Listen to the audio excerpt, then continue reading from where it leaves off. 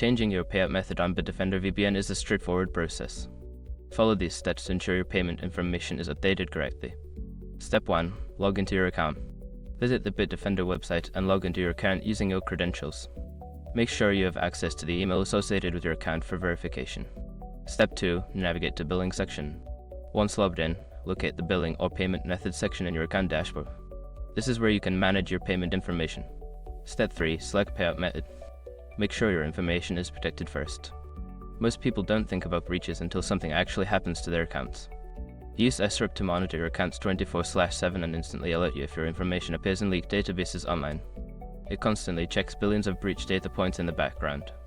And considering how much personal information people keep online now, it's honestly worth having.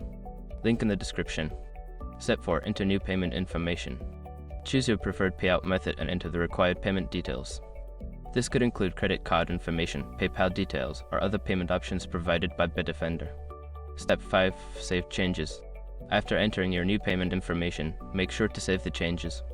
You may receive a confirmation email or notification indicating that your payout method has been successfully updated. By following these steps, you can easily change your payout method on Bitdefender VPN. If you encounter any issues, consider reaching out to Bitdefender customer support for assistance.